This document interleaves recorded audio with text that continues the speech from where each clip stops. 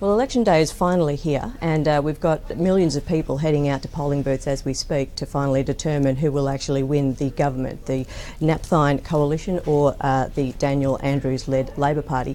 This election, I think, will be a real turning point in Victorian history because we haven't actually had a one-term government here in Victoria since 1955. And I know it's cliche, but it will ultimately come down to a handful of votes and a handful of seats. And those seats are generally along the Frankston train line that were delivered to the coalition back in 2010, and certainly around some parts of regional Victoria in the north. Yeah, look, I think you're exactly right, Farrah. I think this election will be held up as something of a case study, particularly if Denis Napthine loses. As you say, there hasn't been a one-term government since the Great Labor split of 1955. So we could be looking at history, although I have to say in the final week of campaigning things have tightened up.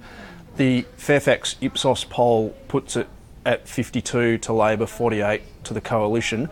That's measuring it using what they call stated preference flows, so how people say they want their preferences allocated. If you allocate preference flows based on the 2010 election, they're neck and neck. But another way to measure it is to look at the level of confidence on both sides, and you have to say Labor's looking pretty relaxed at the moment.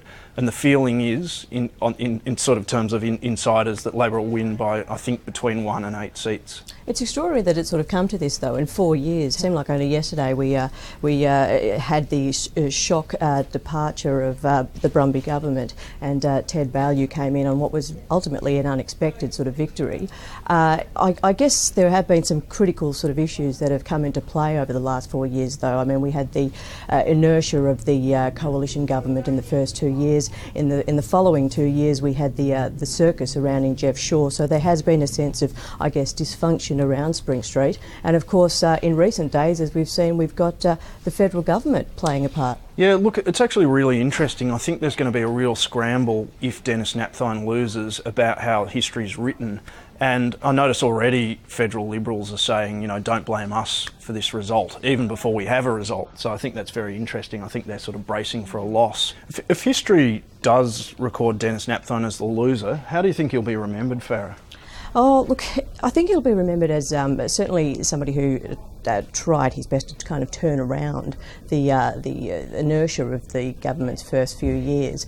But, there were just a lot of factors sort of riding against him. I mean, the Jeff Shaw circus you and I have seen in Parliament for the last 4 years really presented I suppose, the image of a very dysfunctional government. And I suppose, the other things as well that have come into play have been the East-West link, which has been one of the clear battlegrounds of this election, but has been such a contentious factor, particularly in the inner city.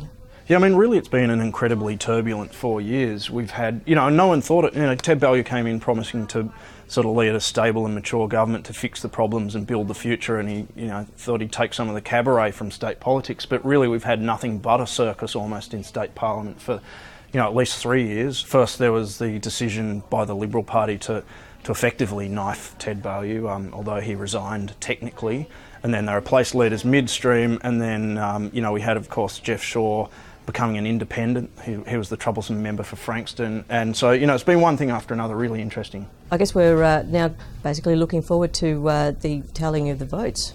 It'll be a pretty knife-edge result if the polls are anything to go by. I think it will be. There's been 1.1 million people, or probably more than that now, that have already cast their vote in pre-poll voting. So I think that's very unusual. That's a massive record. I think at the end of the night, it's quite possible we might not have a result. It's going to be very close. At least the polls suggest it's going to be very close. So, let's just wait and see, and we'll look at what happens over the night. The VEC is going to be counting up until 10 o'clock tonight.